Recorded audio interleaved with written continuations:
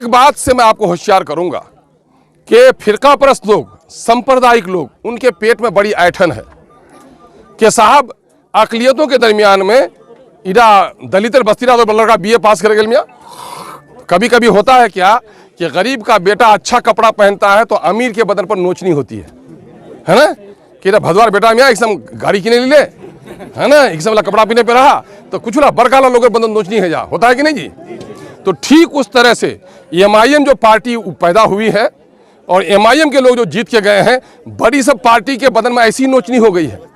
ये सब तो हम लोग का गुलाम था, है ना। इसको कहते थे कि बोलो तो बोलता था, कहते चुप रहो तो चुप रहता था, कहते बैठो तो बैठता था, उठो तो उठो, मेरे हुक्म पर चलता था। लेकिन एमआईएम जब से जीत के आई है तो असेंबली में आप किसी को पूछने की जरूरत नहीं, एमआईएम का आदमी खुद से खड़ा होकर अपनी बात रख लेता है। तो बहुत सारे लोगों के पेटों में ऐठन हो रही है। नौजवानों, इसको करो, इसकी कदर करो कि एमआईएम सिर्फ तुम्हारे सड़क और पुलिया के नहीं, बल्कि इस मुल्क में जहां दाढ़ी के नाम पर किसी को नोचा जाता है, टोपी के नाम पर किसी को नोचा जाता है, टिकी के नाम पर किसी को लड़ाया जाता है, उन तमाम तरह की मजबूत वकालत अगर कोई पार्टी कर रही है तो उसका नाम बैरिस्टर असदुद्दीन ओवैसी की पार्टी मजलिस इत्तेहादुल मुस्लिमीन है। अभी आपने देखा कोई पार्टी नेताओं की सब हिसाब किताब लो अपने एमएलए से। अभी लड़का ला फेसबुक चला, अभी बाजाब्ता 5 एमएलए को हाजिरी करा करके बाजाब्ता हमारे बैरिस्टर असदुद्दीन ओवैसी साहब ने कहा, अख्तर साहब आप जीते तो अमोर में क्या काम करा है, बैसा में क्या काम करा है, खाड़ी पुल का क्या हुआ, रसेली घाट का क्या हुआ, बिजली का मामला क्या हुआ, है ना, वहां पर तो ये हिसाब लेता है। तो बैरिस्टर असदुद्दीन ओवैसी 2000 दूर जो बैठा हुआ है उसका बेटा और भतीजा यहाँ एमएलए एमपी बनने नहीं आएगा। वो जो आपके मासूम चेहरों को देखा, वो जो उजड़ी हुई बस्ती देखी, दवा के बगैर बिलखती हुई माओं को देखा, तो वो दर्दमंद इंसान हर जगह पर आज सीमांचल की वकालत कर रहा है।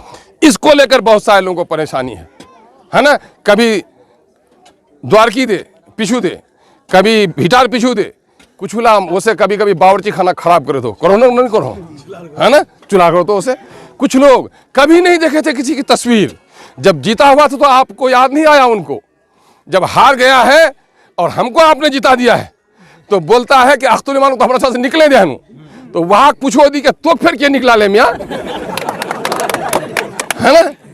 तो ऐसे लोग आकर के दाएं बाएं, ये कौन लोग हैं? ये लोग हैं गुजरात के उन दंगाई लोगों के एजेंट। क्या अमोर बैसा के लोगों, बाबरी मस्जिद को तोड़ने वाले और गुजरात में माओ बहनों की इज्जत लूटने वाला कोई एजेंट हमारी बस्ती में इज्जत के साथ आ सकता है? अगर जिसको अपने माँ बाप की परवाह नहीं है, अपने बहनों की इज्जत की परवाह नहीं है, वो लोग फिरका परस्तों की हमदर्दी करेगा। जिनको अपने वतन से इज्जत है, जिसको हिंदू और मुसलमानों से मोहब्बत है, जिसको अमोर बैसा की इज्जत की तकरीम है, वो कभी ऐसे दलालों को फटकने नहीं देगा। आज की भैया, आज यहाँ गठबंधन है, नया गठबंधन, कमन कमन गठबंधन है, जदयू और कांग्रेस गठबंधन है। वहाँ समझ लो भाजपारो गठबंधन है, इला सबला गठबंधन परेशान है कि हमरा अनार मुनार की करो अख्तुल ईमान अब तक रोशनी जले दिया कि हंजार मुश्किल हो जाए। तो नौजवानों इससे होशियार होना पड़ेगा, थोड़ी थोड़ी बातों से तुनुक मिजाजी।